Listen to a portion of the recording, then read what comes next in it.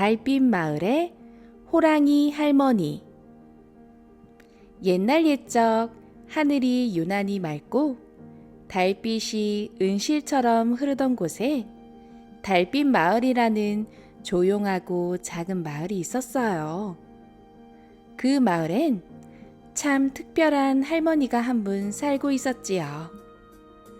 사람들은 그분을 호랑이 할머니라고 불렀어요. 왜냐면 아주 오래전에는 진짜 호랑이였거든요. 그 호랑이는 원래 무서운 산의 왕이었지만 어느 날 길을 잃은 아이 하나를 살려준 뒤 사람의 따뜻함에 마음을 열었대요. 그리고 스스로 사람이 되기로 마음먹은 거죠. 산 신령님이 그 마음을 알아주시고 조용히 인간의 모습으로 변하게 해주셨대요. 그 후로는 마을 어귀에 조그만 집을 짓고 사람들 곁에서 조용히 살게 되었답니다. 할머니는 매일 새벽 마을 아이들에게 따뜻한 죽을 나눠주고 넘어지는 아이는 품에 안아주었어요. 고양이에게는 밥도 주고 나무에게는 말을 걸고 바람에게는 인사를 잊지 않았지요. 아이들은 할머니를 무척 좋아했고 어른들도 할머니를 존경했어요. 마을 사람 모두가 알고 있었어요. 할머니는 이 마을의 마음이야. 그런데 어느 날 마을에 이상한 소문이 퍼졌어요. 산 너머에 사는 큰 장수가 군사를 이끌고 이 마을로 온대. 이 마을엔 금이 많다는 말이 돌았대. 달빛 호수 밑에 보물이 숨겨져 있다더라. 사람들은 갑자기 무서워졌어요.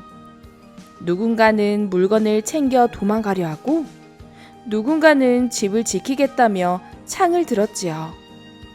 그 모습을 지켜보던 호랑이 할머니는 조용히 담을 넘어 달빛 호수로 갔어요.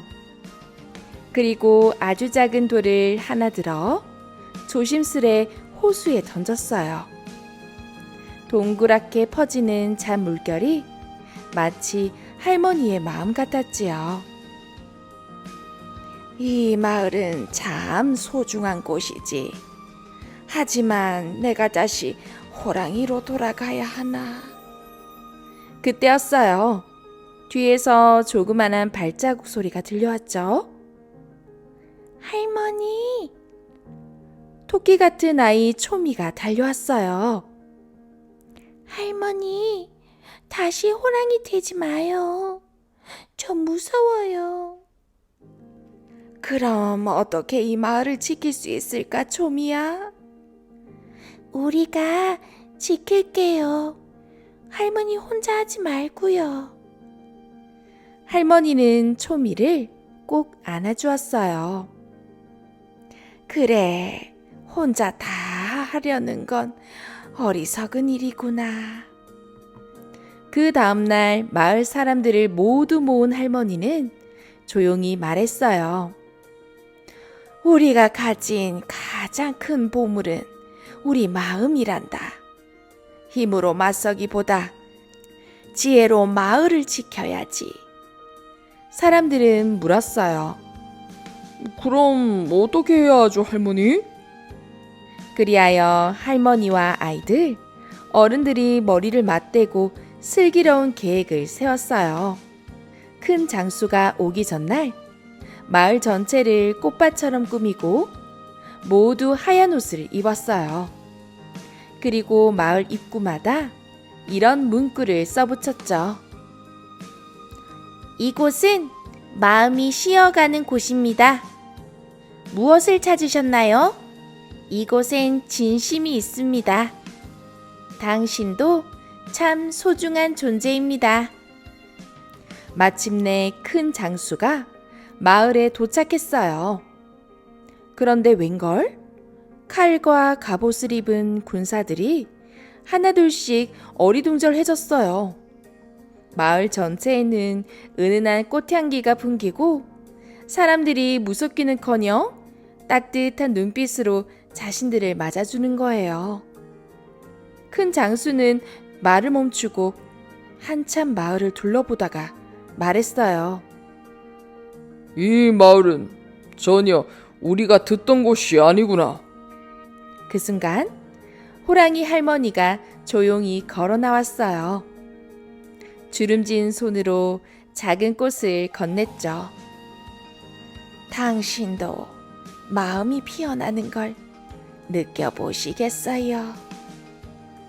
큰 장수는 한참 꽃을 바라보다가 갑자기 주저앉아 울기 시작했어요.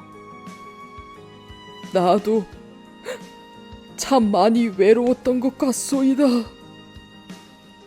그날 이후 큰 장수는 군사를 돌려보내고 마을에 머물러 나무를 심고 아이들과 놀고 웃는 법을 배웠답니다. 달빛이 흐르는 밤 초미가 할머니 옆에 누워 말했어요. 할머니, 오늘 정말 신기했어요. 무서웠던 사람들이 이렇게 변할 수도 있다니. 할머니는 초미의 이마를 쓰다듬으며 말했어요.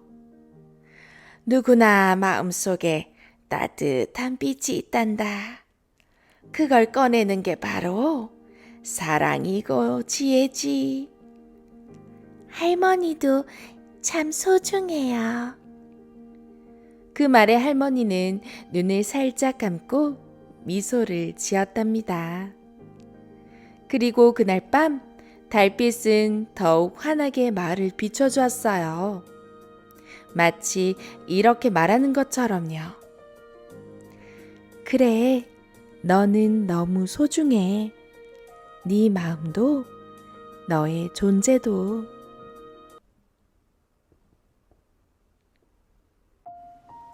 나는 소중해.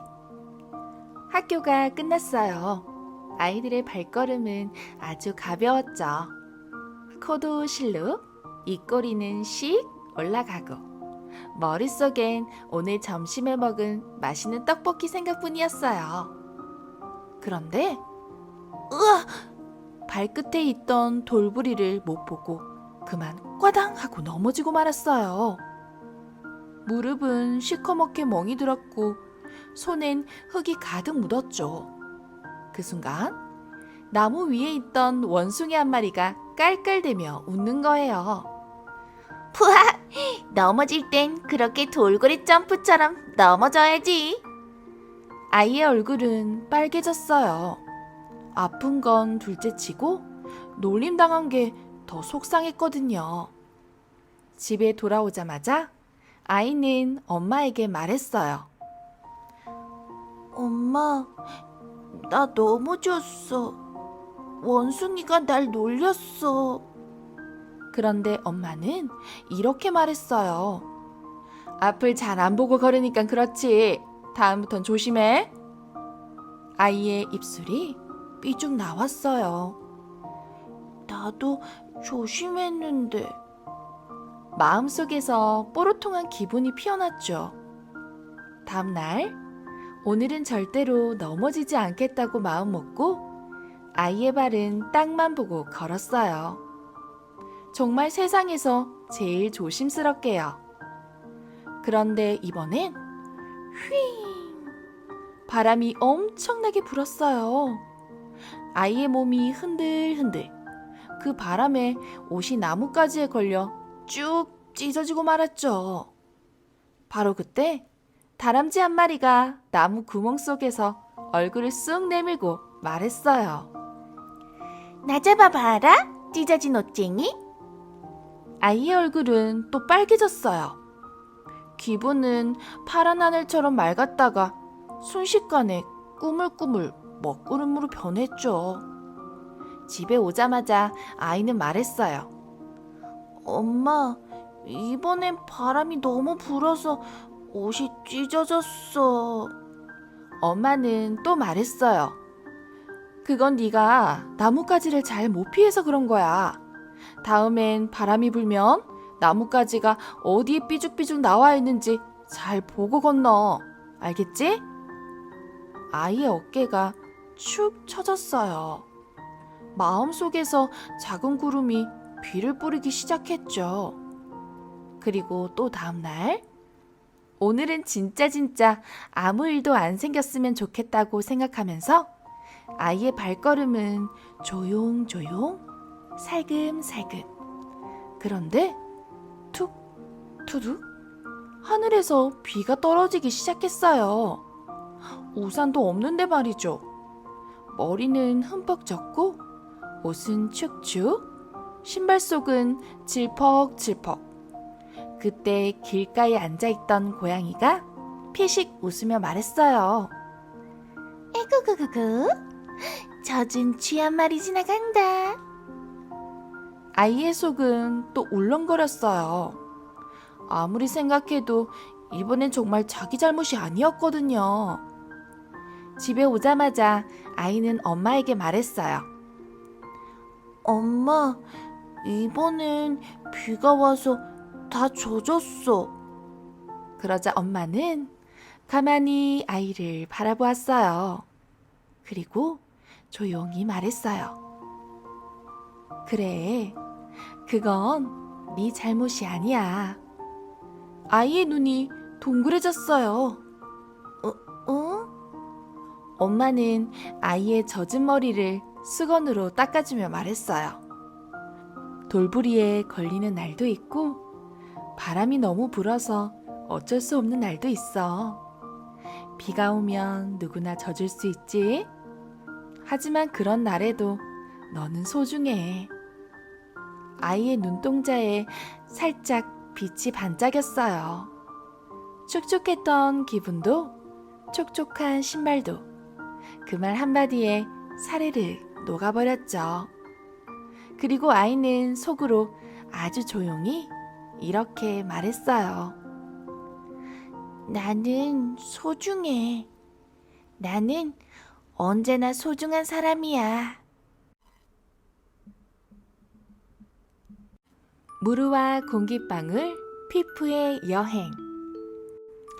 솜사탕 구름 위에 사는 무르는 무지개색 고글을 쓴 모험가였어요. 오늘은 꼭 신기한 걸 발견하고 말 거야. 무르는 스스로에게 외치며 하늘을 뛰어다녔죠. 그때였어요. 폭! 무르의 코끝에 뭔가 툭 하고 닿았어요. 투명하고 조그만 공기방울이었어요. 눈보다 작고 웃음처럼 가볍게 떠 있었죠. 안녕, 안녕, 나는 피프야. 방금 태어난 따끈따끈한 공기방울이야. 무르는 반짝이는 눈으로 피프를 바라보았어요. 우와, 너 진짜 작고 귀엽다. 어디 가는 길이야? 피프는 조금 수줍게 대답했어요. 난 언젠가 비가 되는 게 꿈이야. 하지만 어떻게 해야 하는지 잘 몰라. 좋아, 그럼 우리 같이 알아보자. 나는 뭐든 할 수 있는 무르니까. 무르는 씩 웃으며 고글을 고쳐 썼어요. 무르와 피프는 구름길을 타고 해님이 떠있는 곳으로 날아갔어요. 해님은 커다란 눈을 깜빡이며 말했죠. 공기방울 피프야, 넌 지금부터 수증기가 될 거란다. 내 따뜻한 햇살을 받으면 아주 가볍고 투명하게 하늘로 올라갈 수 있어. 피프는 해님의 숨결을 맞으며 점점 더 반짝였어요. 무르는 피프를 따라서 같이 떠올랐죠. 우와, 이제 우리 진짜 하늘로 가고 있어. 위로 올라가자 수많은 공기방울들이 모여 구름을 만들고 있었어요. 어서 와, 우리는 구름 친구들이야. 피프는 신나서 이리저리 뛰어다녔고 무르는 솜털 같은 구름 안에서 미끄럼을 탔죠. 근데 피프야, 여기서 그냥 놀기만 하면 되는 거야? 아니야. 이제 우리는 더 차가운 곳으로 가야 해. 그래야 물방울이 될 수 있어. 위로 더 위로 올라가자 먹구름 나라에 도착했어요. 여긴 바람이 세고 차가운 공기들이 싱싱 돌고 있었어요. 이곳에서는 너희가 진짜 물방울이 될 수 있을 거란다. 먹구름 할아버지가 말했어요. 피프는 긴장했지만 무르는 손을 꼭 잡아주었어요. 걱정하지 마. 우리가 같이 왔잖아. 피프는 떨리는 몸을 모으고 작은 물방울로 변했어요. 됐어. 나 물방울이 됐어. 갑자기 소용돌이 바람이 몰아치며 구름을 흔들었어요. 피프는 다른 물방울들과 함께 아래로 떨어지기 시작했어요. 무르, 나 떨어져. 괜찮아.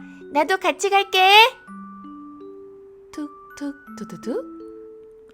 무르와 피프는 빗방울이 되어 숲속 나뭇잎에 톡, 호수 위에 첨벙 떨어졌어요. 호수는 작은 강이 되었고 피프는 그 강을 따라 흘러갔어요. 무르는 잎사귀 보트를 만들어 피프와 함께 떠났죠. 그 길엔 개구리, 물고기, 수초 친구들이 있었어요. 이젠 우리 어디로 가? 바다로 가는 거야. 그리고 나중엔 하늘로 돌아갈 거야. 피프는 자신감 있게 말했어요. 이제는 무르처럼 자신도 뭐든 할 수 있을 것 같았거든요. 바다 위에 도착하자 햇님이 다시 말했어요.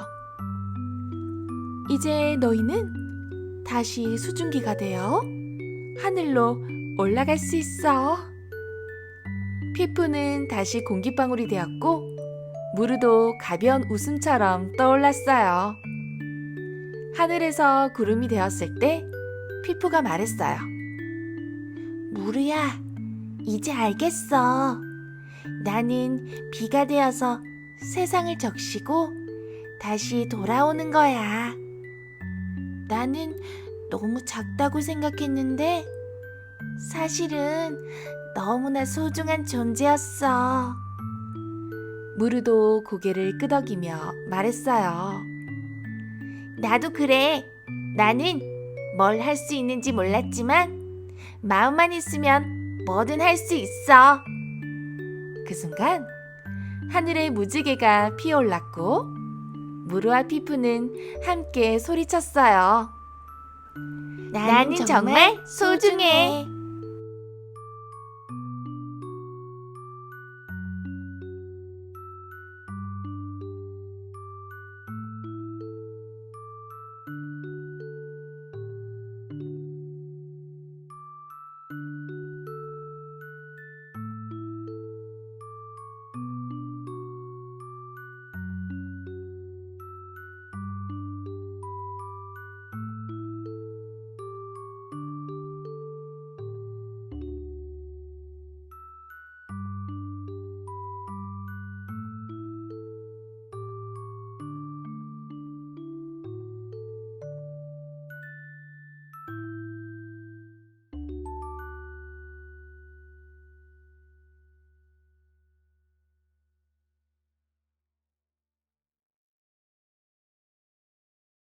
마음이 넓은 선비.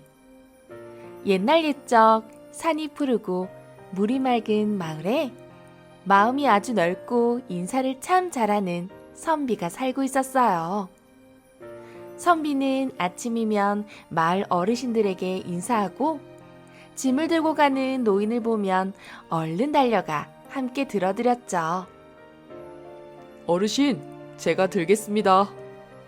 안녕하시오. 오늘도 평안하셨는지요? 그 모습이 어찌나 정중하고 따뜻한지 사람들은 뒤에서 속삭였답니다. 아이고, 저 선비 양반은 참 사람 같은 사람이라니까. 어느 날 마을 이장이 선비에게 말했어요. 저기 깊은 골짜기에 홀로 사는 할머니가 계신데 몸이 불편하셔서 내려오질 못하신다 하네. 선비는 고개를 끄덕이며 말했어요. 마음이 불편할 땐 곁이 약이고 몸이 불편할 땐 사람이 약이지요. 제가 모시고 오겠습니다. 그리하여 선비는 집신을 단단히 묶고 지팡이를 하나 챙겨 새 고개를 넘는 깊은 골짜기 길을 향해 떠났어요. 첫 번째 고개를 다다랐을 때 길가에 커다란 곰이 앉아 있었어요. 곰은 털썩 주저앉아 발을 만지작거리고 있었죠. 발을 삐끗했어. 꿀을 찾으러 가다 말고 여기서 한참을 못 움직이고 있어. 선비는 다가가 조심스럽게 곰의 발을 살펴보았죠. 그리고 들고 있던 천 조각을 찢어 조심조심 발목을 묶어주었어요. 이건 약초를 삶아 적신 천입니다. 며칠만 조심하시면 곧 나으실 겁니다. 곰은 눈을 동그랗게 뜨더니 벌떡 일어나 엉거주춤 인사를 했어요. 고맙소, 선비 어르신. 그 은혜 잊지 않겠소. 자, 이쪽 샛길로 가면 지름길이요. 곰이 가르쳐준 샛길은 훨씬 부드럽고 편한 길이었어요. 두 번째 고개에서는 호랑이가 기다리고 있었어요. 눈빛은 날카롭고 꼬리는 바닥을 탁탁 치고 있었죠. 지나가려면 내 수수께끼를 맞춰야 한다. 선비는 웃으며 갓을 벗고 말했어요. 그럼 저도 하나 내어보겠습니다. 서로 한 문제씩. 어때요? 호랑이는 눈을 반짝이며 고개를 끄덕였어요. 좋다. 내가 먼저 내지. 하나는 많고 둘은 적고 셋은 없고 넷은 돌아온다. 그게 무엇이냐? 선비는 잠시 생각하다 대답했어요. 정이 옵시다. 하나 있을 땐 정이 많고 둘이 있을 땐 서로 비교에 시기하고 셋이 있을 땐 나뉘고 헷갈리고 넷이 있으면 결국 다시 마음을 나뉘게 되지요. 호랑이는 껄껄 웃으며 말했어요. 허허, 자네 말 참 맛깔나고 지혜롭구먼. 귀를 내어주지. 다음엔 내 수수께끼도 하나 내게나.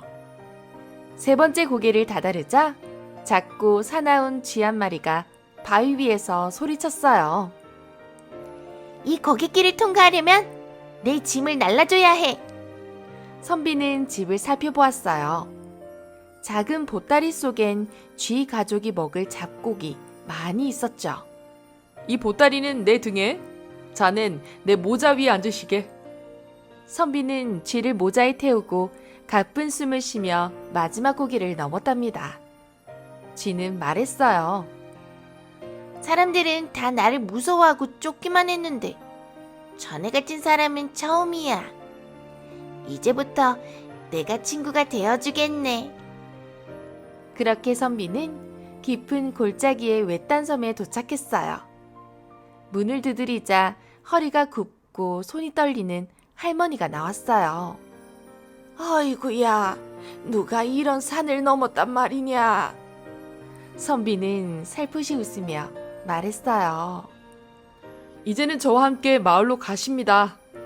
혼자는 더 안 되십니다. 할머니는 눈물을 훔치며 짐을 꾸리셨고 선비는 정성껏 할머니를 업고 산길을 내려갔습니다.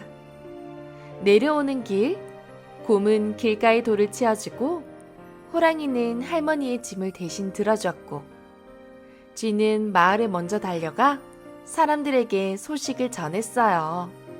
마침내 마을 어귀에 들어서자 사또가 직접 나와 기다리고 있었어요.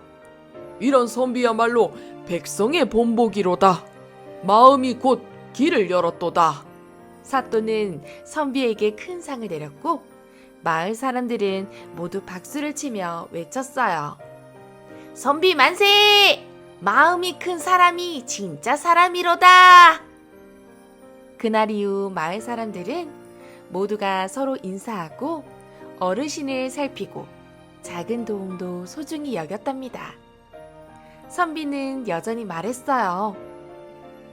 인사는 말이 아니라 마음이요. 마음을 내면 누구든 길을 열 수 있지요.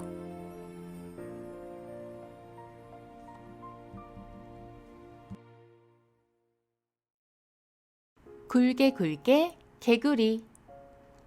푸릇푸릇 나뭇잎이 하늘을 가리고 반짝이는 연못이 반겨주는 푸르게 마을. 그곳에는 장난꾸러기 개구리 한 마리가 살고 있었어요. 이름은 굴개. 굴개는 엄마가 개굴개굴 하고 부르면 꼭 굴개굴개 하고 거꾸로 대답했어요. 처음엔 귀엽다 했던 엄마는 점점 한숨이 늘어났죠. 에휴, 넌 진짜 뭐든 거꾸로야. 이름도 굴개가 딱이네. 굴개는 그렇게 이름이 지어졌고 말과 행동도 꼭 반대로만 했어요. 엄마가 물가에 가지마 하면 연못에 풍덩. 일찍 자자 하면 새벽까지 뛰어다녔어요. 어느 날 굴개는 연못에서 친구들을 만났어요. 바로 굴개, 토리, 그리고 핑구. 토리는 조심성 많은 개구리, 핑구는 항상 웃으며 친구들을 감싸주는 따뜻한 개구리였죠. 굴개가 큰 연잎을 들고 와서는 장난을 치기 시작했어요. 얘들아, 나 지금 하늘을 날 거야. 또 이상한 소리다. 토리가 말했어요. 굴개는 연잎을 등에 업고 연못 위에서 풍덩. 물보라가 잔뜩 친구들한테 튀었죠. 으아, 내 눈! 굴개야!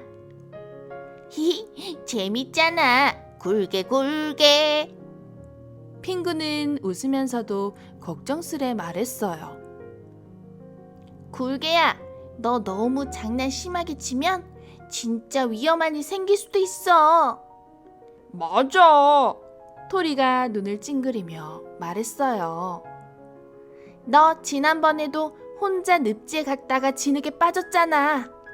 너희 어머니께서 뭐라 했는지 기억 안 나? 에이, 난 괜찮다니까. 굴개는 배를 두드리면서 웃었어요. 그날 저녁 굴개는 엄마에게 또 한 번 당부를 들었어요.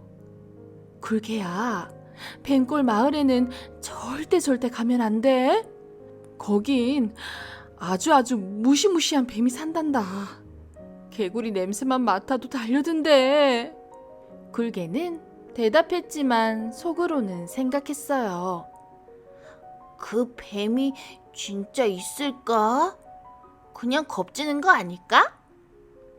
다음날 굴개는 토리와 핑구에게 슬쩍 말했어요. 얘들아, 나랑 잠깐 모험하러 갈래? 어디로? 핑구가 물었어요.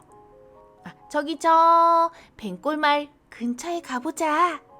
진짜 뱀이 있는지 궁금하잖아. 뭐라고? 토리가 놀라며 말했어요. 거긴 위험하다니까. 너희 어머니께서 뭐라고 했는지 기억도 안 나? 에이, 겁쟁이. 나 혼자라도 갈 거야. 굴개는 휙 돌아서며 말했어요. 굴개야, 제발 그러지 마. 진짜 이번엔 위험해. 핑구는 말끝을 떨렸어요. 하지만 굴개는 말을 듣지 않았어요. 그리고 그날 오후 굴개는 혼자 몰래 뱅골 마을 근처로 향했지요. 그런데 풀숲 속에서 무언가 스르륵 스르륵 기분 나쁜 소리가 들렸어요. 어디서 개구리 냄새가 나는군. 쉿쉿 숨소리처럼 들리는 그 소리의 정체는 바로 무시무시한 뱀 가시. 누구야? 굴개가 뒷걸음질 치자 가시가 고개를 쳐들며 말했어요. 푸르게 마을의 꼬마 개구리잖아. 너희 어머니가 그렇게 말렸을 텐데 몰래 온 거지? 굴개는 도망치려 했지만 가시가 재빠르게 앞을 막았어요. 안 되지. 그냥 돌려보내면 재미없잖아? 난 오랜만에 개구리 간식이 땡기는데. 그 순간 내 아들 건드리지 마! 풀숲에서 굴개의 엄마가 뛰어나왔어요. 작은 몸이었지만 엄마는 굴개 앞을 가로막고 뱀과 눈을 마주쳤어요. 네가 또 나타났구나, 가시. 이번엔 절대 못 건드려. 흥, 또 너냐? 늘 끼어들고 방해만 하지. 그런데 이번엔 네 몸이 약해 보이는데? 가시가 몸을 꼬면서 다가왔어요. 엄마는 굴개를 뒤로 밀치며 외쳤어요. 굴개야, 도망쳐. 친구들 불러와. 어서! 굴개는 벌벌 떨면서 눈을 크게 뜨고 말했어요. 안 돼. 엄마, 같이 가자. 어서! 굴개는 눈물을 꾹 참고 도망쳤어요. 다행히 핑구와 토리는 근처에서 굴개를 몰래 따라오고 있었어요. 굴개의 장난이 걱정되어 몰래 뒤따라왔던 거예요. 굴개야, 괜찮아? 엄마가 위험해. 세 친구는 용기를 내어 큰 바위에 올라가서 함께 소리를 질렀어요. 우리를 내버려둬! 푸르게 마을엔 친구들이 많다고! 엄마, 힘내! 뱀가시는 소란에 놀라 몸을 움찔했어요. 멀리서 다른 개구리들의 소리까지 들려오자 혀를 차며 말했어요. 귀찮아졌군. 다음에 꼭 잡아먹어주지. 가시는 도망쳤고 굴개는 다시 엄마에게 달려갔어요. 하지만 엄마는 싸움으로 기운이 다 빠져 조용히 쓰러져 있었어요. 엄마, 굴개가 잘못했어. 이젠 거꾸로 말도 안 할게. 이제 엄마 말 잘 들을게. 핑구와 토리도 곁에서 울기 시작했어요. 굴개야, 우리 진짜 무서웠어. 다시는 이런 일 없게 하자. 며칠이 지나고 엄마는 천천히 눈을 떴어요. 굴개는 매일 곁을 지키며 말했어요. 개굴 개굴 개굴 개굴. 엄마가 좋아하는 노래야. 그리고 그날 이후 굴개는 말도 행동도 거꾸로 하지 않았어요. 장난도 줄고 친구들의 말에도 귀를 기울였죠. 푸르게 마을에서는 이제 굴개를 가장 용감한 개구리라고 부르게 되었답니다.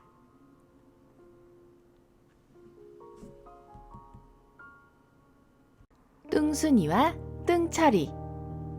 화창한 어느 날 숲속 마을 호박밭에 뚱순이와 뚱철이는 햇살을 받으며 노래를 부르고 있었어요. 둥실둥실 흔들리는 몸을 자랑하던 그때 뚱순이는 살짝 시무룩해졌어요. 근데 나는 왜 이렇게 뚱뚱할까? 군것질도 안 하는데 왜 이렇게 크지? 옆에서 깔깔 웃던 뚱철이가 말했어요.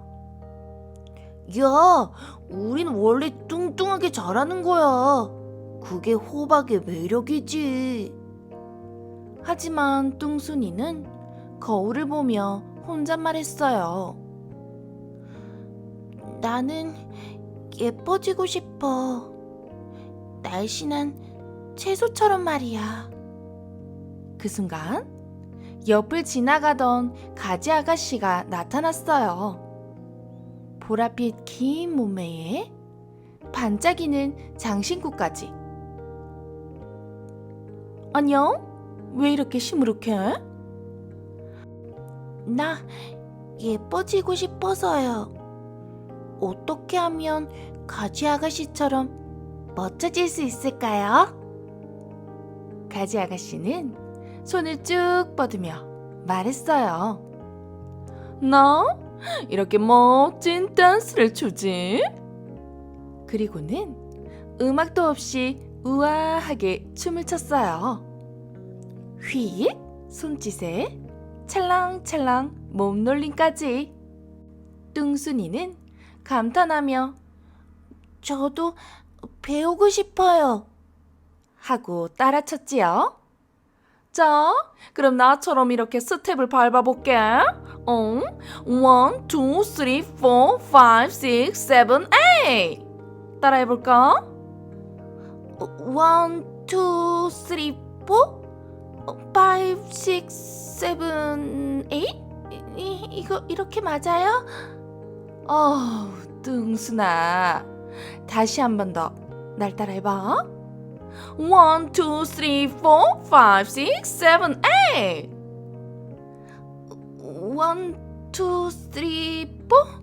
4? 5, 6, 아이고, 전 못하겠어요. 퍽 하고 주저앉고 말았어요. 몸이 둥글고 무거워 제대로 돌지는 못했죠. 가지 아가씨는 어깨를 으쓱하며 말했어요. 뚱순아, 넌 안 되겠다. 난 이만 무도회에 가야 하니까. 그만, 안녕. 그리고는 휙 하고 가버렸어요. 혼자 남은 뚱순이는 주저앉아 속상한 마음에 눈물을 흘렸죠. 나는 왜 이렇게 뚱뚱할까? 나는 왜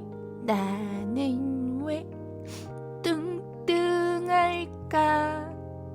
나는 왜 뚱뚱할까?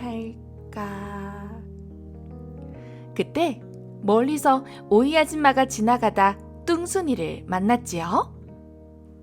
아이고, 뚱순아, 왜 그래? 오이 아줌마, 어떻게 하면 오이 아줌마 같이 예쁜 얼굴을 가질 수 있을까요?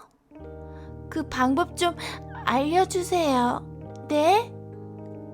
오이 아줌마는 똑바른 자세로 기재기를 켜며 말했어요. 나는 항상 일찍 자고 일찍 일어나지. 아침마다 쭉쭉 기지개 켜고 마사지도 하고. 뚱순이는 바로 따라해보았어요. 하나, 둘, 쭉. 하지만 둥글둥글한 몸은 잘 펴지지가 않았어요. 오이 아줌마는 머리를 흔들며 말했어요. 아휴, 미안하지만 너는 예뻐지기 어려울 것 같구나. 난 바빠서 먼저 갈게. 뚱순이는 또 눈물을 뚝뚝 흘렸어요. 나는 왜 이 모양일까? 예뻐질 수도 없고. 그때 당근 아저씨가 뚱뚱한 몸을 이끌고 나타났어요. 딱딱하고 묵직한 몸이었지만 얼굴엔 늘 미소가 가득했죠. 뚱순아, 너 왜 울고 있니? 저 아무리 노력해도 어쩔 수가 없대요. 당근 아저씨는 조용히 말했어요. 진짜 예쁜 건 겉모습이 아니란다. 튼튼한 마음과 따뜻한 마음이 예쁜 거야. 그 마음을 가진 채소가 진짜 멋진 채소지. 그 말에 뚱순이의 마음이 조금 따뜻해졌어요. 바로 그때 다시 나타난 뚱철이가 말했어요. 뚱순아, 너 농부 아저씨가 너를 얼마나 사랑하는지 알아? 그 말에 두 호박은 멀리 밭을 바라보았어요. 햇살 가득한 밭에서 농부 아저씨는 굵은 땀방울을 흘리며 일하고 있었죠. 힘들어도 너희를 보면 힘이 난단다. 뚱뚱하고 귀여운 우리 호박들 너무 사랑해. 그 말을 들은 뚱순이는 눈물방울을 톡톡 떨어뜨렸어요. 그리고는 조용히 웃으며 말했어요. 나 이제 더 이상 날 미워하지 않을래. 나는 겉모습보다 마음이 예쁜 호박이 될 거야. 그날 이후 뚱순이는 매일매일 친구들을 웃게 만들었고 힘든 친구를 안아주고 슬픈 친구 곁에 함께 있어줬어요. 그리고 숲속 마을 아이들에게 이렇게 말하곤 했지요. 호박은 둥글둥글하니까 사랑스러운 거야. 우리 모두 사랑받기 위해 태어났는걸?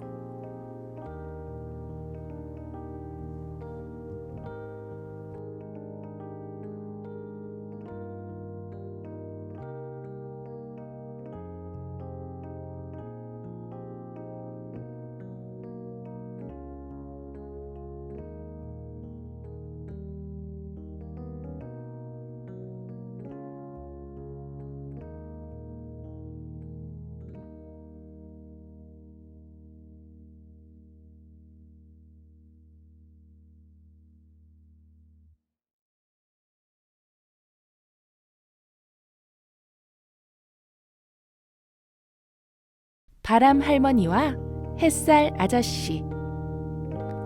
옛날 아주 먼 옛날 깊은 산속 작은 마을에 계절을 다스리는 바람 할머니와 햇살 아저씨가 살고 있었어요. 바람 할머니는 은빛 머리칼을 바람결처럼 날리며 커다란 부채로 바람을 일으켰고 햇살 아저씨는 금빛 수염이 찰랑거리는 아주 따뜻하고 부드러운 분이셨어요. 둘은 오랫동안 아주 사이좋게 지냈답니다. 봄이 되면 햇살 아저씨가 먼저 내려와 말했어요. 얘들아, 얼어있던 마음도 살살 녹일 따뜻한 바람이야. 어서 일어나렴. 햇살을 받은 꽃들은 하나둘 눈을 뜨고 겨우내 웅크리고 있던 동물들도 기지개를 켰어요. 그러면 바람 할머니가 따라 내려와 부채를 살랑살랑 흔들며 시원한 바람을 보내주었죠. 여름이 되면 바람 할머니가 먼저 나섰어요. 허허, 덥지? 시원한 바람 한 줌 나가신다. 햇살 아저씨는 그 옆에서 조금만 햇살을 줄여주며 도와주었답니다. 가을과 겨울도 마찬가지였어요. 언제나 서로 도우며 절대로 싸우지 않았죠. 그런데요, 어느 해 봄이 되자 이상한 일이 생겼어요. 햇살 아저씨가 마을에 내려왔는데 바람 할머니가 벌써 그곳을 가득 메우고 있는 거예요. 세차고 거센 바람이 꽃봉오리들을 흔들고 아이들은 눈을 찡그리며 손으로 얼굴을 가렸어요. 바람 할머니, 아직 봄이에요. 제가 먼저 햇살을 뿌릴 차례잖아요. 햇살 아저씨가 조심스럽게 말했어요. 하지만 바람 할머니는 눈을 가늘게 뜨며 말했죠. 햇살 아저씨, 요즘 날씨가 너무 뜨겁대요. 아이들이 더워서 고생이라길래 제가 좀 더 바람을 많이 보내주려는 겁랍니다. 그렇지만 꽃들은 햇살이 있어야 피어나요. 이대로 바람만 불면 봄은 오지 못해요.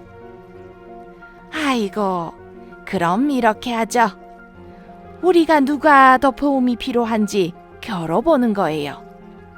마을 사람들에게 더 많은 도움을 주는 쪽이 올해의 계절 주인이 되는 거예요.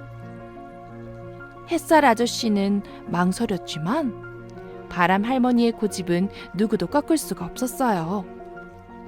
결국 그의 봄은 이상하게 변해버렸죠.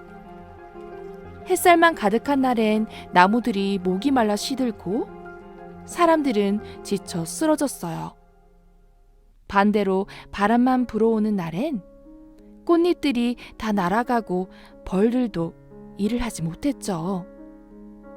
아이들은 집에서 나올 수 없었고 사람들은 점점 웃음을 잃어갔어요.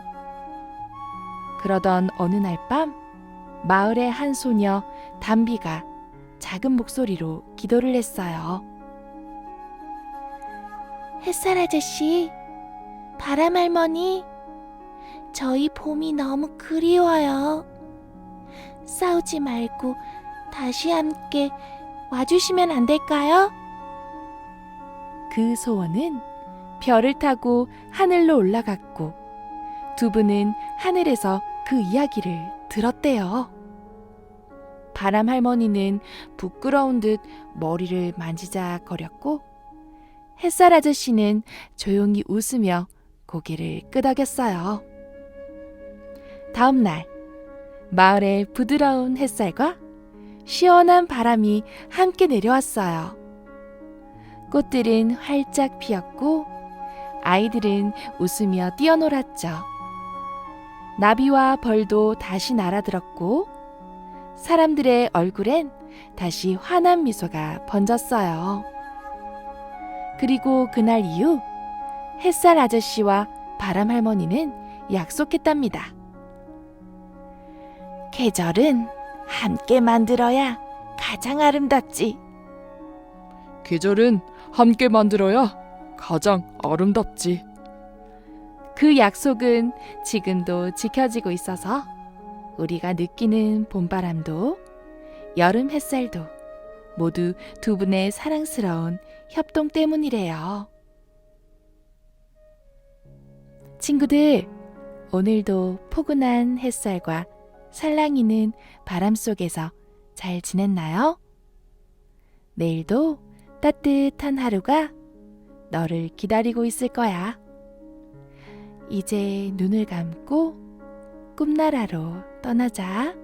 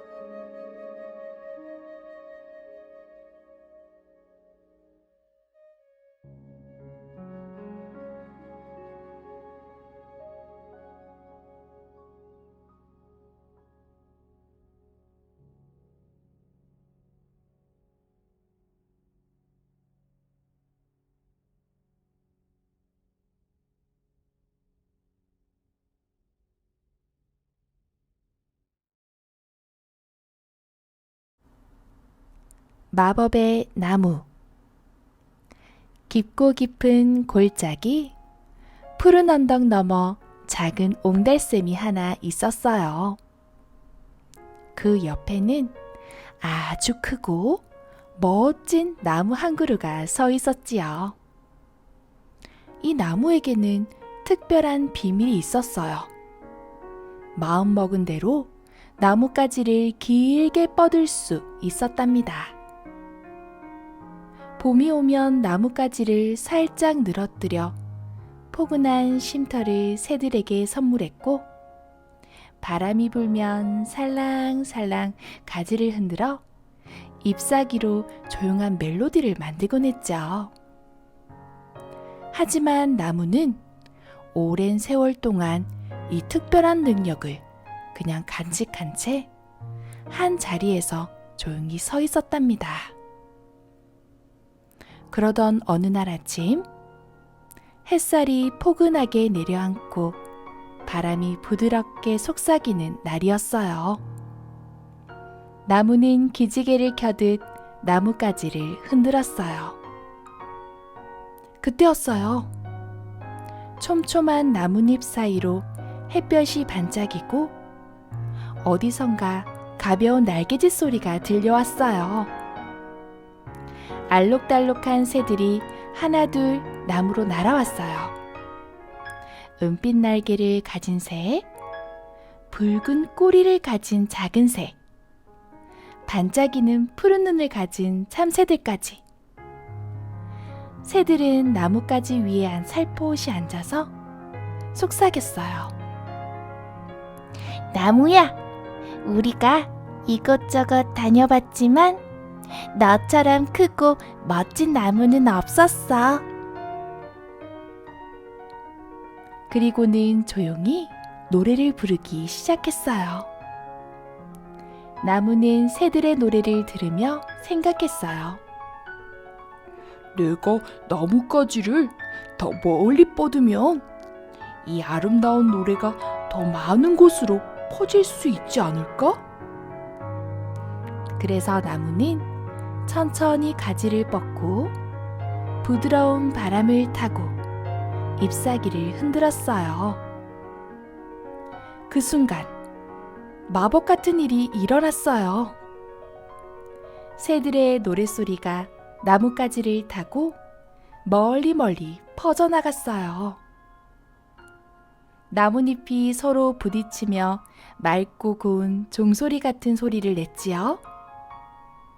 나무줄기는 살짝 떨리며 마치 악기 현처럼 따뜻한 울림을 만들어냈어요.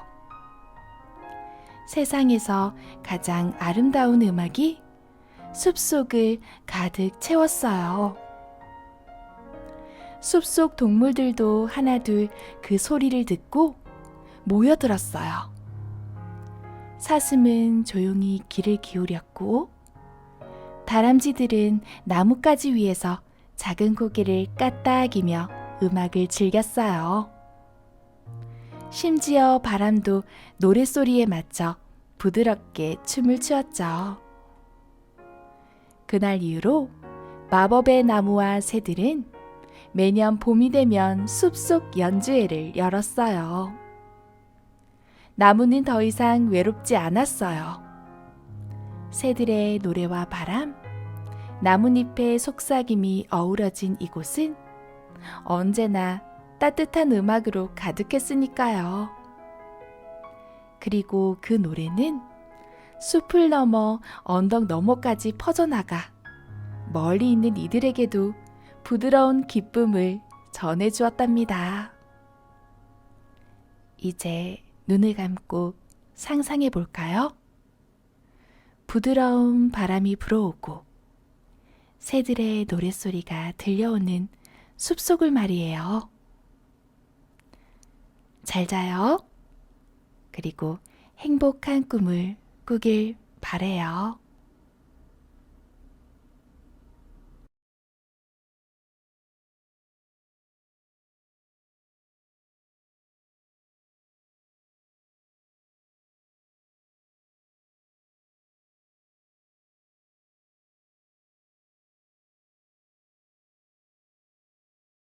욕심쟁이 호랑이와 소박한 다람쥐. 옛날 옛적 깊은 산 골짜기 어느 너른 숲 속에 아주 무서운 호랑이가 살고 있었어요. 이 호랑이는 힘이 세고 빠른 건 물론이고 무엇보다도 욕심이 아주 많았답니다. 누가 뭔가를 가지고 있으면 그게 뭐든 꼭 자기가 가져야만 직성이 풀렸어요. 오늘은 누가 뭘 가지고 있는지 한번 볼까? 호랑이는 매일 아침 산책하듯 숲을 돌아보며 다른 동물들의 음식을 빼앗곤 했죠. 어느 날 호랑이는 우연히 조그마한 다람쥐를 만났어요. 다람쥐는 작은 도토리 하나를 들고 콧노래를 부르며 나무 위로 올라가고 있었죠. 우리 아기 먹을 도토리? 오늘은 따끈하게 구워서 줘야지. 호랑이는 눈을 반짝이며 다람쥐에게 말했어요. 다람쥐야. 그 도토리 어디서 났느냐? 나도 하나만 줘보렴. 다람쥐는 깜짝 놀라 뒤로 물러섰어요. 이거요?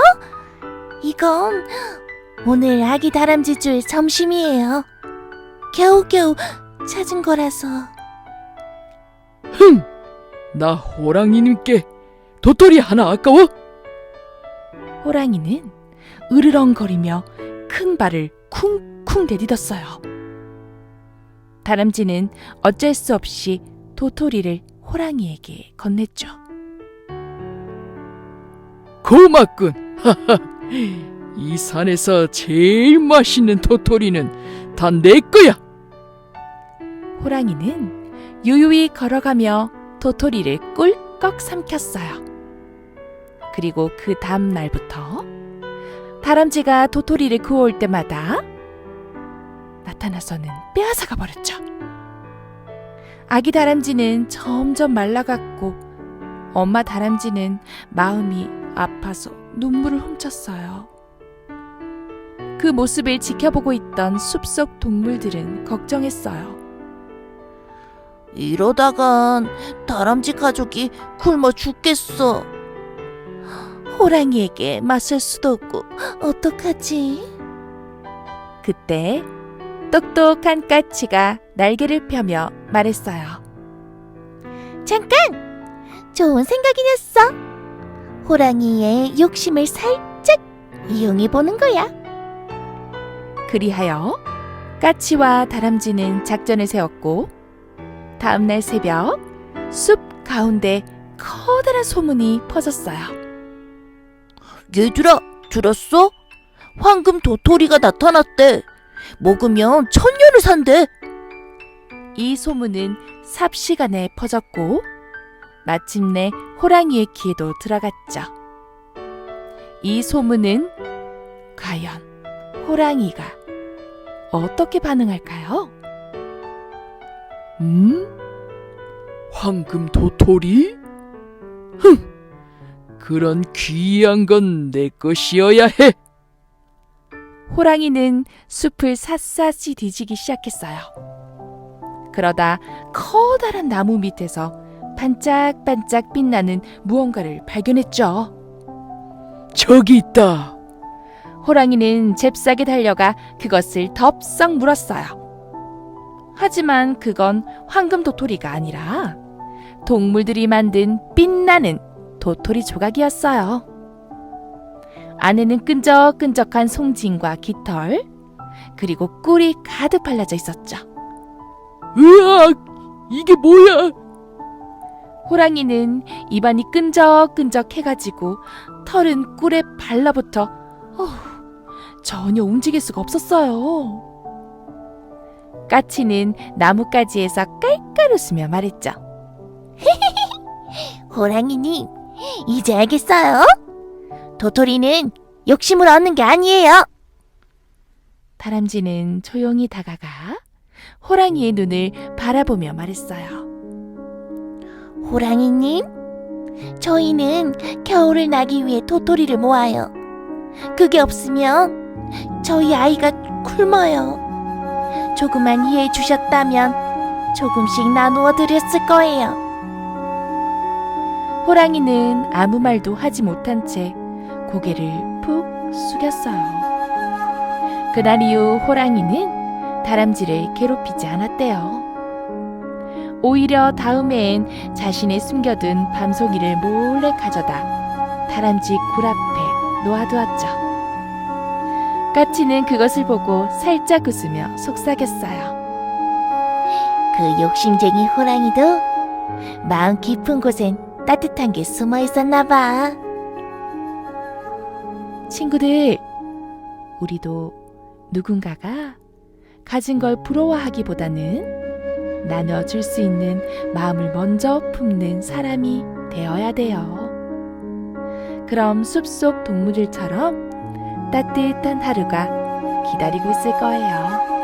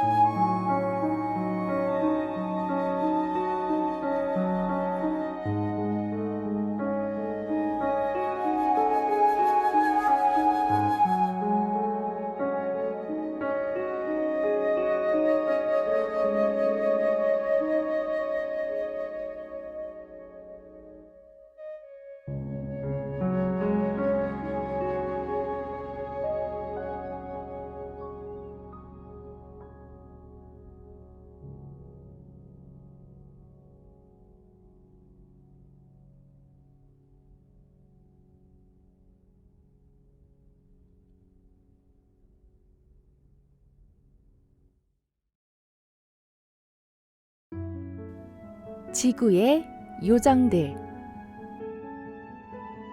아주 오래된 옛날이었어요.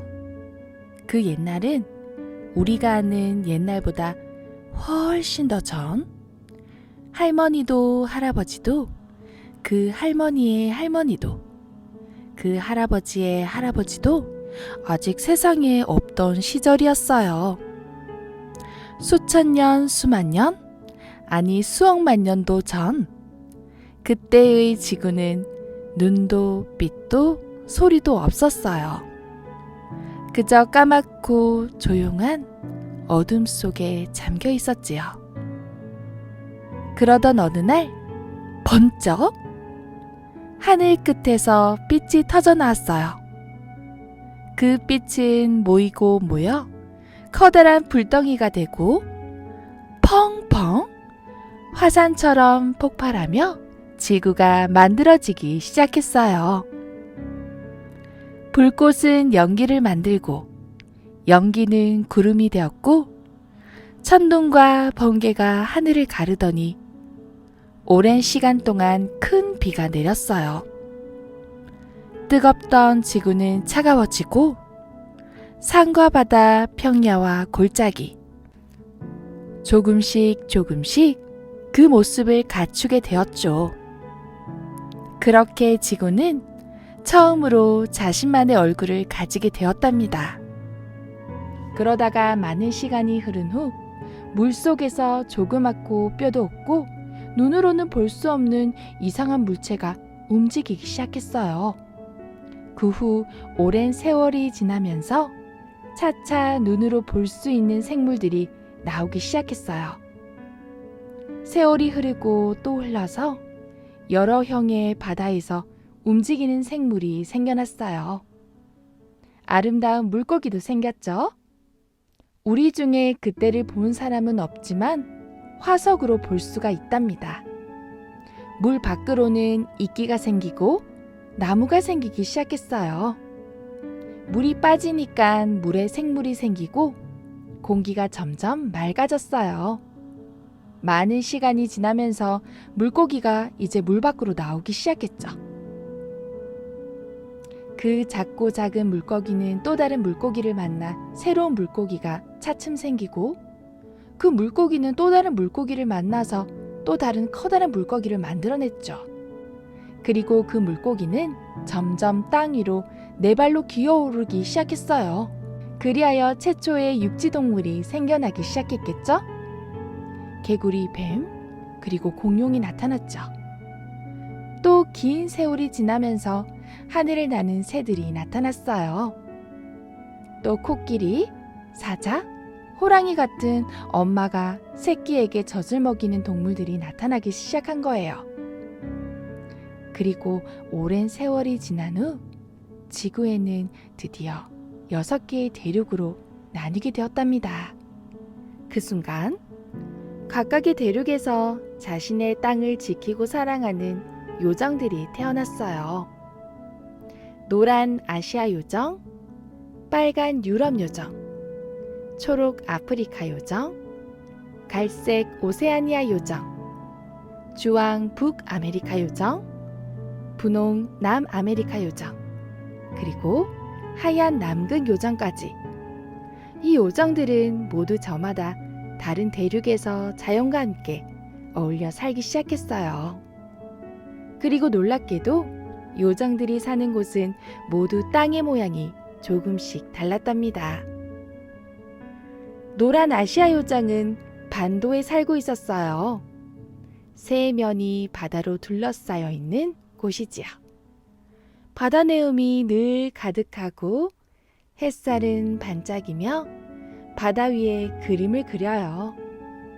노란색 대륙 아시아.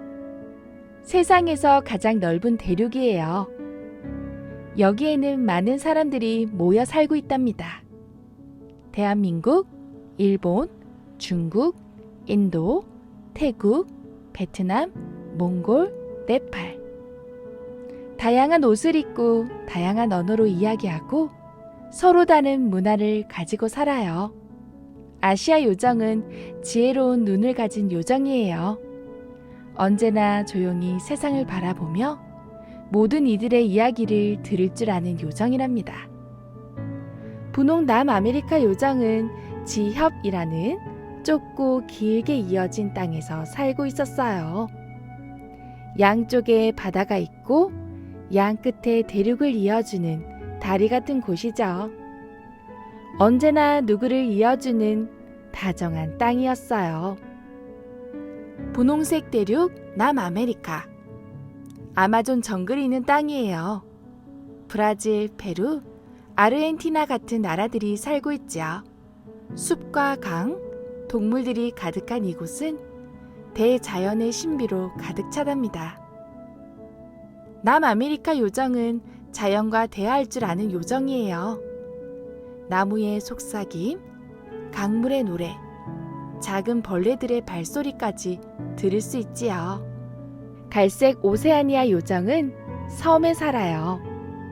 사방이 푸른 바다로 둘러싸여 있는 작은 땅이지요. 때론 고요하고 때론 파도 소리가 시끄러운 혼자만의 시간을 가진 땅이었어요. 갈색 대륙 오세아니아. 세상에서 가장 작은 대륙이에요. 바다 위에 떠 있는 섬들이 많고 호주와 뉴질랜드가 이 대륙에 있답니다. 오세아니아 요정은 작고 빠르지만 누구보다 상상력이 풍부한 요정이에요. 파란 바다와 하늘 사이에는 그림자처럼 움직이며 사람들의 꿈을 찾아다니지요.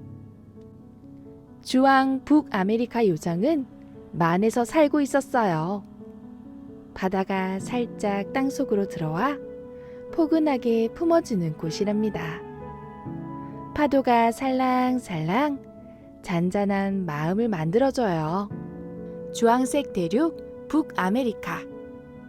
캐나다, 미국, 멕시코 같은 나라가 있는 대륙이에요. 넓은 초원, 넓은 산, 끝없는 호수가 이곳을 더욱 특별하게 만들어준답니다. 북아메리카 요정은 용감한 마음을 가진 요정이에요. 새로운 세상을 찾아 떠나는 탐험가 같은 요정이지요. 초록 아프리카 요정은 호수 옆에 살고 있었어요. 육지 안에 있는 커다란 물의 집. 햇볕이 비칠 땐 거울처럼 반짝였어요. 초록색 대륙 아프리카. 태양이 가장 뜨겁게 내리쬐는 대륙이에요. 사막과 밀림, 그리고 수많은 동물들. 이집트, 나이지리아, 남아메리카 공화국, 케냐. 아프리카 요정은 춤을 추는 요정이에요. 해가 뜰 때마다 노래를 부르고 달이 뜨면 별들과 함께 춤을 추지요. 빨간 유럽 요정은 해협 근처에 살고 있었어요. 육지와 육지 사이 좁은 바닷길을 배들이 지나다니는 바쁜 길목이에요. 빨간색 대륙 유럽. 역사와 문화가 오래된 땅이에요. 프랑스, 독일, 영국, 이탈리아, 스페인. 이곳 사람들은 예술과 음악을 사랑하고 맛있는 음식을 만들고 아름다운 건물을 짓는 것을 좋아하지요. 유럽 요정은 노래하는 요정이에요. 때론 바이올린처럼 부드럽게, 때론 북소리처럼 힘차게 세상을 감동시키는 노래를 부르지요. 하얀 낭군 요정은 하늘 아래 끝없이 펼쳐진 얼음 땅에서 눈과 바람, 고요한 시간을 친구 삼아 살고 있었어요. 이처럼 땅의 모양은 제각각 달랐지만 그 모양 속에서 요정들은 모두 자연과 어울려 서로 다른 이야기를 만들어가고 있었어요. 그리고 우리도 마찬가지랍니다. 지금 우리가 사는 이 땅의 모양은 어떤 모습일까요? 아시아 요정처럼 반도일까요? 아니면 다른 요정처럼 섬, 지역, 호수, 해협, 만일까요? 반도는 세 면이 바다로 둘러싸여 있는 땅. 지역은 두 바다 사이에 좁고 길게 연결된 땅. 섬은 사방이 바다로 둘러싸인 땅. 호수는 땅 속에 고인 큰 물. 해협은 육지와 육지 사이 좁은 바다. 만은 바다가 땅 안으로 들어온 곳이랍니다. 요정들과 함께 여행하며 우리도 자연의 지형과 수영을 함께 배워볼까요?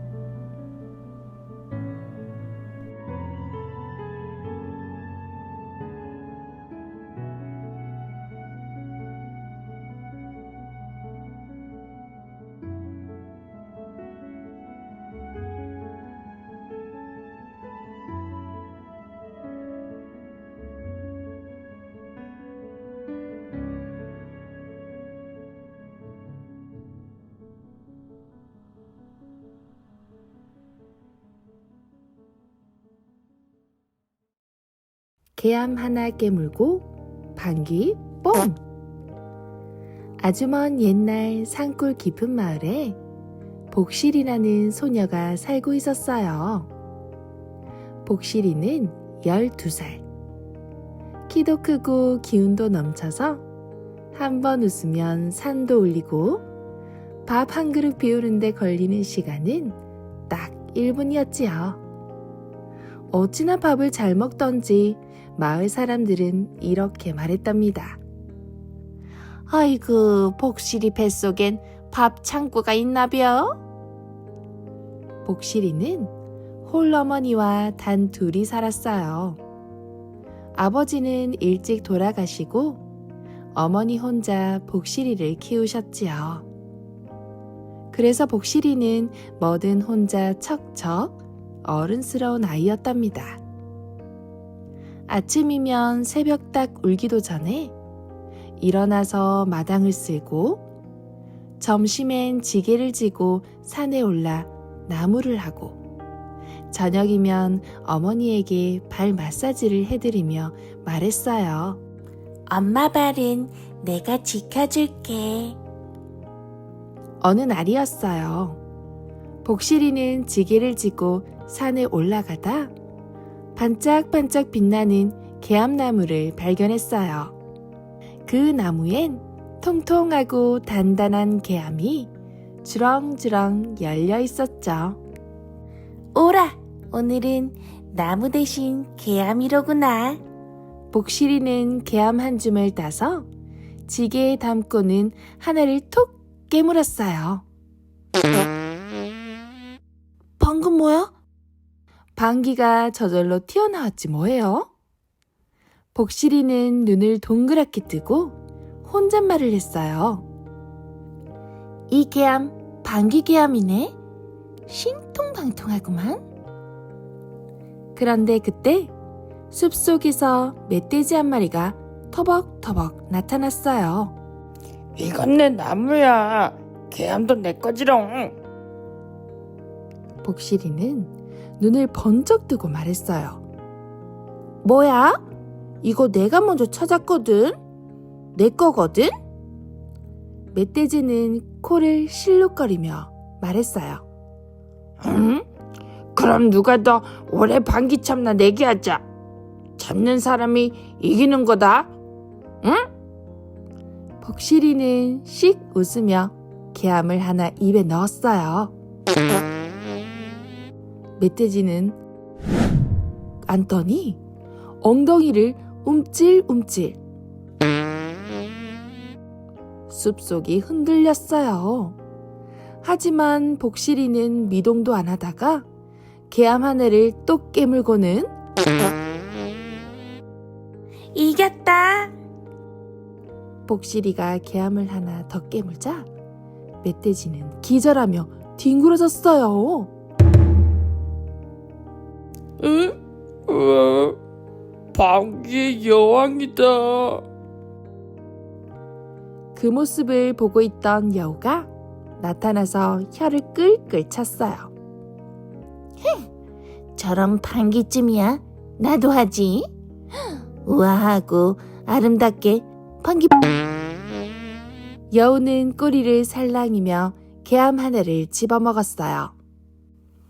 하지만 복실이는 두 손 허리에 얹고 외쳤죠. 자, 간다. 복실이의 사면타 방귀에 여우는 날아가듯 뒤로 구르며 외쳤어요. 이런 소녀는 처음이야. 이번엔 원숭이가 나뭇가지를 타고 쪼르르 내려왔어요. 나 원숭이 바나나 장군. 방귀라면 자신 있지? 복실이는 눈도 깜빡 안 하고 개암을 깨물었어요. 으아, 방귀로 노래를 부르다니.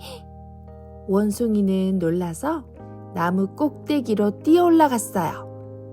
그날 이후로 복실이는 산속 방귀 챔피언이 되었고 동물들은 복실이를 보면 인사했어요. 방귀 형님, 만수무강하소서. 복실이는 집에 돌아와 계암 한 줌을 어머니 손에 쥐어들었어요. 엄마, 이거 드시면 웃음이 뻥, 기운이 뻥, 방귀는 살짝 조심하세요. 어머니는 깔깔 웃으며 계암을 깨물었고 방 안에선 조용히 푹! 그날 밤 지붕 위엔 웃음별이 총총 떴답니다.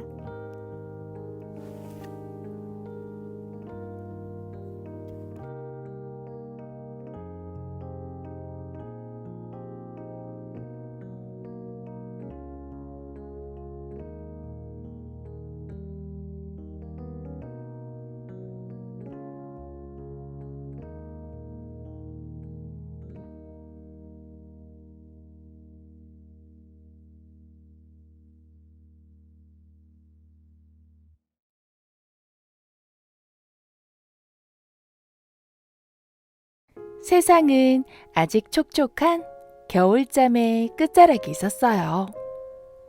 하지만 땅속 어디선가 아주 작은 생명이 꿈틀꿈틀 움직이기 시작했지요. 뭐야? 이렇게 따뜻해? 바로 콩벌레 콩이었어요. 말랑말랑한 흙 속에서 조용히 눈을 뜬 콩이는 태어나서 처음으로 봄이라는 계절을 만났지요. 콩이는 동글동글 몸을 말았다가 쭉 펴며 기지개를 켰지요. 살짝 고개를 내밀자 머리 위로 햇살이 살포시 내려앉았어요. 우와, 이게 햇빛이로구나. 콩이는 처음 보는 노란빛에 눈이 부셔 깜짝 놀랐어요. 바로 그때였어요. 살랑살랑 바람이 지나가더니 비눗방울처럼 투명한 민들레 옷씨들이 하늘을 날아가고 있었지요. 우와, 날아다니는 별이다. 콩이는 민들레 씨앗을 쫓아 굴렁굴렁 굴러갔어요. 폴립 위를 지나고 담쟁이 덩쿨을 타고 올라가며 봄의 냄새를 처음으로 맡았어요. 풀 냄새? 이건 흙 냄새. 그리고 이건 민들레 향기? 그렇게 콩이는 담쟁이 덩쿨과 키재기를 하며 1509번째의 폴립에 도달했지요. 그 위에서 콩이는 드디어 세상을 내려다보았어요. 세상은 이렇게 넓고 푸르구나. 그때 어디선가 목소리가 들려왔어요. 작은 콩이야, 넌 왜 저 위까지 왔니? 고개를 돌리자 연분홍 꽃잎에 앉은 봄바람 요정 솔랑이 웃고 있었어요. 나는 봄이 궁금했어요. 따뜻한 햇살이랑 바람이랑 하늘을 나는 저 별들도요. 요정 솔랑은 살짝 미소 지으며 말했어요. 그럼 너에게 봄의 선물을 줄게. 그리고는 콩이의 등 위에 작은 씨앗 하나를 살포시 올려주었어요. 이건 민들레 씨앗이야. 네가 지켜줄래? 봄에 별이 다시 태어날 수 있도록. 콩이는 콧 잔등이 간질간질했지만 정성껏 그 씨앗을 품고 따뜻한 흙밭에 내려놓았어요. 며칠 뒤 그 자리엔 작고 귀여운 민들레 싹이 톡 하고 솟아올랐지요. 콩이는 매일 그 곁에서 새싹과 함께 햇살을 나눴어요. 안녕, 나는 콩이야. 넌 이름이 뭐야? 새싹은 흔들흔들 웃으며 대답했어요. 나는 너랑 같이 봄을 느끼고 있어. 그날 이후 콩이는 봄이 되면 새싹 친구들과 친구가 되었고 봄바람을 타고 모험을 떠나는 꿈을 꾸었답니다. 살랑살랑 봄은 그렇게 콩이의 마음속에 피어났어요. 애벌레의 날개. 푸르른 숲속 조용한 풀잎 사이에 작고 조그마한 애벌레가 한 마리 살고 있었어요. 애벌레는 혼자였어요. 친구도 말동무도 없이 조용히 풀잎을 먹으며 하루하루를 보냈지요. 하지만 그 마음속엔 깊은 생각과 따스함이 가득했답니다. 그런데 애벌레가 지나가기만 하면 배짱이와 무당벌레는 눈을 찡그리고 말했어요. 더러워. 못생겼어. 왜 여길 지나가? 보기 싫단 말이야. 애벌레는 그런 말이 너무 속상했어요. 풀잎 뒤에 숨어 조용히 눈물을 흘렸지요. 나는 왜 이럴까? 왜 아무도 날 좋아하지 않을까? 나도 저기 날아다니는 나비처럼 예쁘고 멋지게 날고 싶다. 애벌레는 멀리 날아가는 나비들을 바라보며 살며시 한숨을 내쉬었어요. 바로 그때였어요. 주름진 얼굴, 부드러운 눈빛을 가진 할머니 애벌레가 조용히 다가왔어요. 애야, 왜 그렇게 슬퍼하고 있니? 애벌레는 고개를 떨구며 말했어요. 전 못생기고 더럽고 아무 쓸모도 없는 그런 애벌레예요. 그러자 할머니는 조용히 웃으며 다정하게 말했어요. 아니야, 넌 아직 몰라서 그래. 우리 애벌레도 시간이 지나면 아주 아름다운 곤충이 될 수 있단다. 자신을 조금만 더 믿어줘. 그리고 네 마음을 스스로 따뜻하게 안아줘야 해. 그 말을 남기고 할머니 애벌레는 이제 번데기가 될 준비를 하러 조용히 떠났어요. 조금만 더 같이 있어주세요. 네? 애벌레는 외쳤지만 할머니는 이미 멀리 사라지고 없었어요. 애벌레는 다시 혼자가 되었고 그때 또 배짱이와 무당벌레가 다가와 말했어요. 여기 앉지 마. 네가 지나가면 먼지가 나잖아. 더러워. 애벌레는 밀려나 나무 아래로 쿵 하고 떨어졌어요. 나뭇잎 위에 조용히 주저앉아 눈물만 또르르 흘렸지요. 그런데 그 순간 햇살이 환하게 비추며 공기마저 따뜻해졌어요. 그리고 살랑살랑 눈부시게 아름다운 나비가 애벌레 곁으로 다가왔어요. 애야, 왜 울고 있니? 애벌레는 힘없이 말했어요. 저는 못생기고 더럽고 아무 쓸모도 없는 애벌레예요. 그러자 나비는 애벌레를 바라보며 살며시 웃었어요. 아니야. 나는 지금껏 수많은 애벌레를 봐왔지만 너처럼 단단하고 아름다운 무늬를 가진 애벌레는 처음이야. 넌 분명 누구보다 멋진 나비가 될 거야. 그 전에 조금 더 기다림이 필요해. 힘들고 외로운 시간도 있겠지만 그 안에 네 날개가 자라고 있을 거야. 그 말을 남기고 나비는 하늘 높이 날아올랐어요. 애벌레는 혼잣말을 했어요. 가지 마요. 조금만 더 같이 있어주세요.